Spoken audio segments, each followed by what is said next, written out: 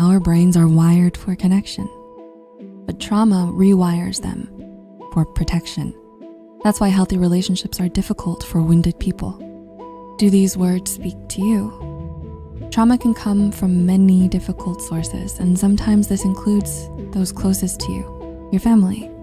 Negative experiences you had growing up, or even heavy responsibilities and expectations placed on you throughout your childhood can often be too difficult to forget. Psychologists call these adverse childhood experiences, potentially traumatic events that can happen from a child's birth until they reach adulthood. According to Centers for Disease and Prevention, these events are linked to chronic health problems, mental illnesses, and substance use problems in adolescence and adulthood. So even as you grow up and replace the family you were born into with the family you choose for yourself, it's still hard to let go of the trauma. It seems as if the ghosts of your past come alive and try to make it all about them once again. And even if you know in your heart that your partner is not the parent who hurt you, it may not help. What kinds of trauma can one experience through their lives, and how do these traumas impact their romantic relationships? Let's explore 4 types of trauma and their effects on your romantic life. Rejection trauma. Let's start with the trauma of being rejected. Rejection trauma is born in a home where we're made to feel like we don't matter. Try to think back into your childhood. Were you always pushed away? Do you feel like you're not worthy of your parents' time? If instead of love and warmth you felt rejected, you may have carried that feeling with you. And today, you might find yourself fearing rejection all over again. Only this time you may feel rejected by your romantic partner. A 2015 research paper published in Dialogues in Clinical Neuroscience examined emotions that occur when people perceive rejection in their relationships. According to researchers, rejection trauma could make you feel hurt, jealous, lonely, ashamed, guilty, socially anxious, and embarrassed. All of these emotions can later negatively impact your relationship and your self-esteem within that relationship. For example, psychotherapist Amy Morin said for Very Well Mind that people who went through rejection trauma may interpret rejection as proof that they are unacceptable in some way. If your partner is too busy to spend time with you or doesn't reply to your message right away, you may say to yourself, "Yep, I knew it, they don't care about me." Do you sometimes think like this in similar situations?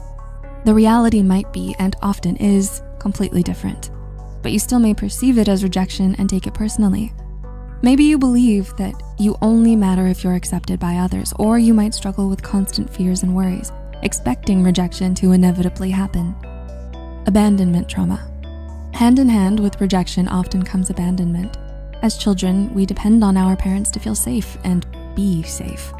But in some cases, our parents make the world feel unstable and dangerous. Have you experienced some kind of neglect or abuse that made you feel unsafe at home? Maybe it was a lack of supervision, physical and narcissistic abuse, or staying hungry all the time because you weren't given anything to eat. When a child goes through these experiences, they can't really understand why these things are happening. And often they can explain this only by believing that they don't actually deserve any attention or care. They start to believe that the world is not worthy of their trust, while they aren't worthy of the world. They feel abandoned. Abandonment trauma often leads to formation of an anxious attachment style. A 2017 study published in Current Opinion in Psychology found that individuals with an anxious attachment style may be hypervigilant and worry about their worthiness in a relationship and their partner's desire to be with them. And in some cases, severe trauma can even cause the development of personality disorders such as borderline personality disorder. Psychiatrist Mark Zimmerman wrote for MSD Manual that fear of abandonment is a common symptom of borderline personality disorder. Even if you don't suffer from BPD, you could still feel the same mix of emotions when you feel abandoned by your partner. Anger, anxiousness, and fear. You might react intensely, acting jealous and possessive, or crying your heart out, because all you know is that you can't stand the thought of being alone again. Betrayal trauma.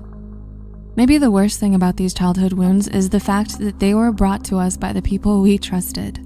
People who were supposed to love us more than the world, people who were supposed to be our superheroes. Suffering trauma by someone you are close to and depend on for support and survival is defined as betrayal trauma.